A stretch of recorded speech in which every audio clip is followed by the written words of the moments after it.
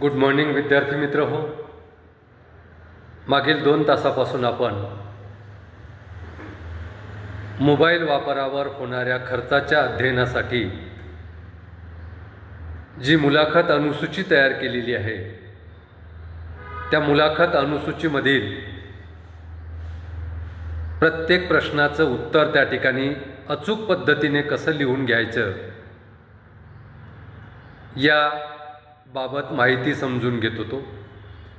प्रत्येक प्रश्न समजून घेत होतो आणि त्याचं उत्तरदात्याने दिलेलं अचूक उत्तर कशा पद्धतीनं प्रश्नावलीमध्ये नोंद करून घ्यावयाचं या संदर्भात आपण त्या ठिकाणी माहिती पाहत होतो.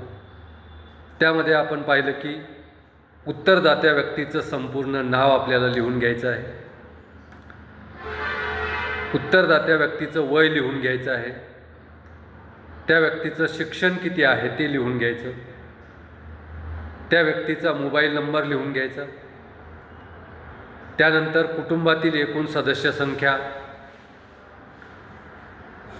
त्या व्यक्तीचा व्यवसाय कोणता आहे, तो विद्यार्थी आहे, नोकरी आहे की व्यावसायिक आहे का इतर, त्यानंतर कुटुंबातील मोबाईलची संख्या, कुटुंबामध्ये एक मोबाईल आहे का 2 मोबाईल आहेत का कुटुंबामध्ये 2 पेक्षा अधिक मोबाईल आहे,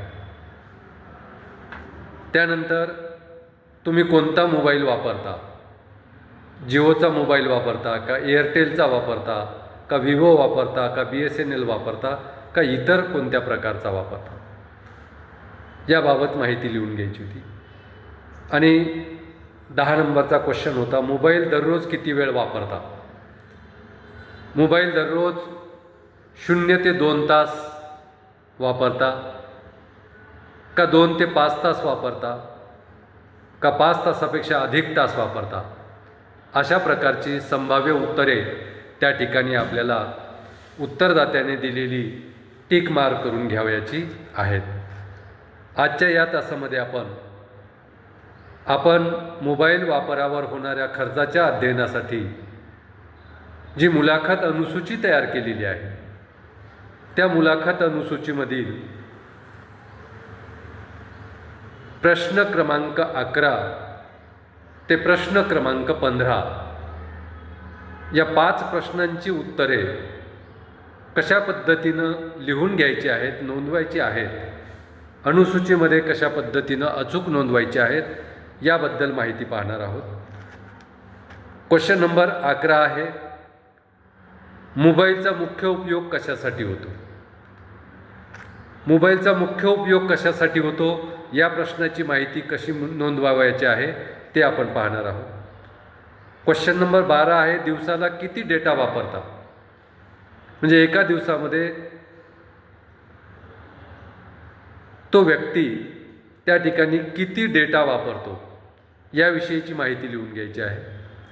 त्यानंतर तुमचा मोबाईल रिचार्ज प्लॅन कोणता आहे याबद्दल आपण माहिती कशी नोंदवायची हे पाहणार आहोत.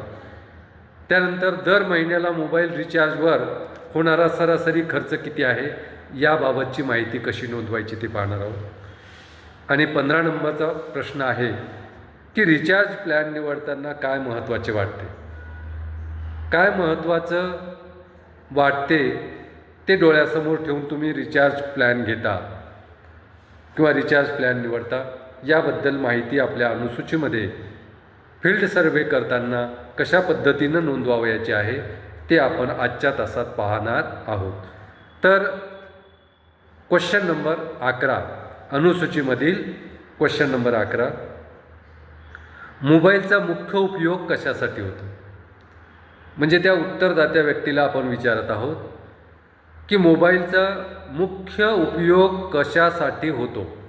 म्हणजे तुम्ही जो मोबाईलचा वापर करता त्याचा मुख्य उपयोग कशासाठी होतो किंवा कशासाठी करता. मग त्यामध्येच आपण संभाव्य 5 उत्तरं दिलेली आहेत.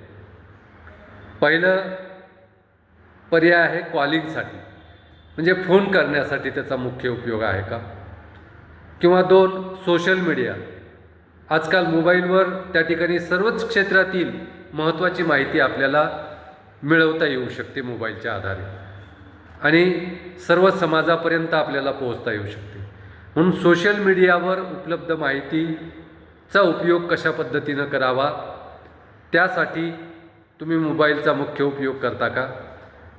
त्यानंतर मनोरंजनासाठी मोबाईलचा मुख्य उपयोग करता का?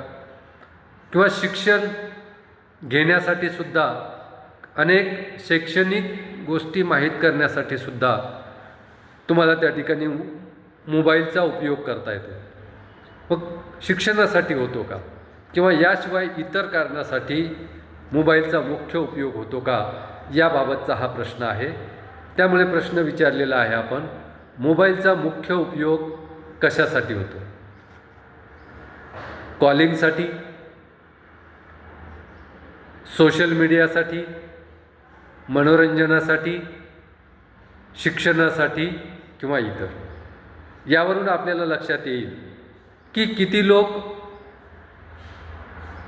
फक्त मोबाईलचा कॉलिंगसाठी मुख्य उपयोग करतात, किती लोक सोशल मीडियासाठी उपयोग करतात, किती लोक मोबाईलचा मुख्य उपयोग मनोरंजनासाठी करतात, किती लोक मोबाईलचा मुख्य उपयोग शिक्षणासाठी करतात, किंवा याशिवाय इतर कारणासाठी मोबाईलचा मुख्य उपयोग करणारे त्या ठिकाणी किती व्यक्ती आहेत, हे या प्रश्नामधून आपल्याला जाणून घ्यायचं आहे. मग मोबाईलचा मुख्य उपयोग कशासाठी होतो?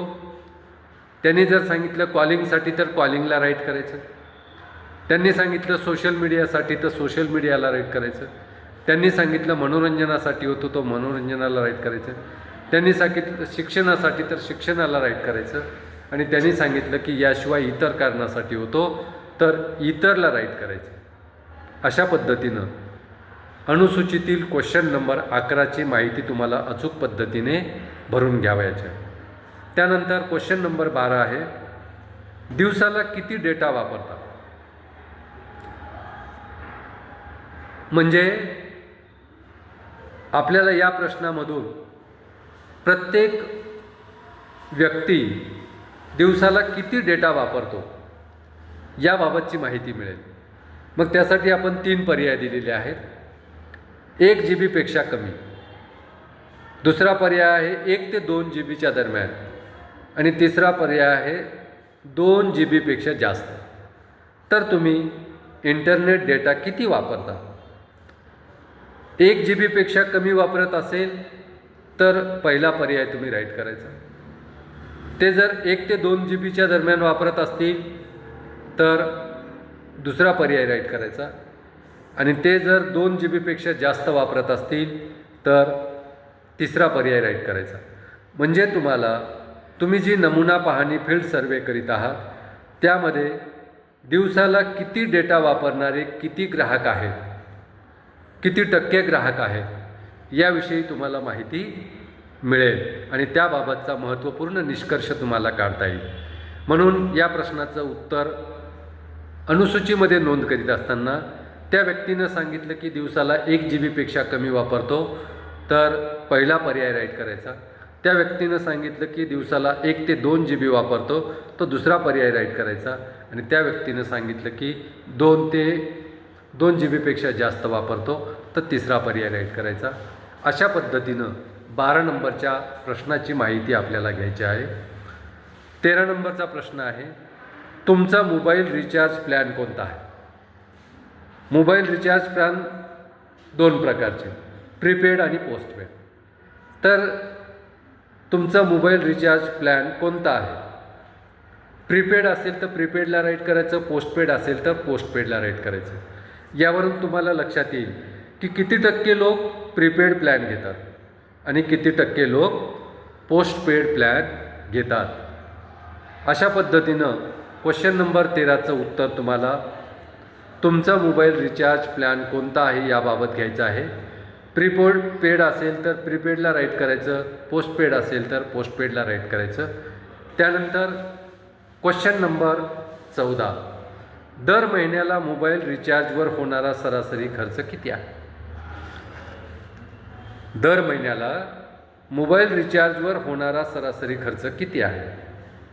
तर यामध्ये पहिला पर्याय आहे रुपये 200पेक्षा कमी, दुसरा पर्याय आहे रुपये 200 ते 400, तिसरा पर्याय आहे 400 ते 600, रुपये 400 ते 600 आणि चौथा पर्याय आहे रुपये 600पेक्षा जास्त. म्हणजे यावरून तुम्हाला या 14व्या प्रश्नावरून लक्षात येईल की दर महिन्याला मोबाईल रिचार्जवर होणारा सरासरी खर्च किती आहे. तुमच्या सर्वेक्षणातील किती उत्तरदात्यांनी 200पेक्षा कमी खर्च सांगितला, किती उत्तरदात्यांनी 200 ते 400 सांगितला, किती उत्तरदात्यांनी रुपये 400 ते 600 सांगितला आणि किती उत्तरदात्यांनी रुपये 600पेक्षा जास्त सांगितला, यावरून तुम्हाला व्यक्तीचा दर महिन्याला मोबाईलवरून रिचार्जवर होणारा सरासरी खर्च किती आहे याबाबतचं उत्तर मिळेल. त्यानंतर क्वेश्चन नंबर 15, रिचार्ज प्लॅन निवडताना काय महत्त्वाचे वाटते. व्यक्ती रिचार्ज प्लॅन निवडतो, विविध प्लॅन आहे. मग हे रिचार्ज प्लॅन निवडताना तुम्हाला काय महत्त्वाचं वाटते. तर त्यातला इंटरनेट डाटा महत्त्वाचा वाटतो, म्हणून डाटा हा पहिला पर्याय दिला. जर तुम्हाला कॉलिंग महत्त्वाचं वाटते तर दुसरा पर्याय कॉलिंग दिला. आणि तुम्हाला रिचार्ज प्लॅन निवडताना जर OTT सुविधा महत्त्वाची वाटत असेल तर तुम्हाला त्या ठिकाणी तिसरा पर्याय दिलेला आहे OTT सुविधा. तर तुम्ही प्रश्न विचारायचा आहे की रिचार्ज प्लॅन निवडताना काय महत्त्वाचे वाटते. डाटा त्यांनी सांगितलं इंटरनेट डाटा, तर पहिला पर्याय राईट करायचा डाटा. त्यांनी सांगितलं की कॉलिंग महत्त्वाचं आहे तर कॉलिंगला राईट करायचं. आणि त्यांनी सांगितलं की OTT सुविधा महत्त्वाची आहे तर OTT सुविधाला राईट करायचं आहे. अशा पद्धतीनं प्रश्नावलीमध्ये या 15व्या प्रश्नाचं उत्तर योग्य असं उत्तरदात्याला विचारून त्या ठिकाणी आपल्याला नोंदवायचं आहे. तर या ठिकाणी विद्यार्थी मित्र हो, आपण 11 ते 15 या प्रश्नांची अचूक उत्तरे प्रश्नावलीमध्ये अनुसूचीमध्ये कशी नोंदवावयाची याची माहिती घेतली आहे. या ठिकाणी आपण थांबूया. धन्यवाद.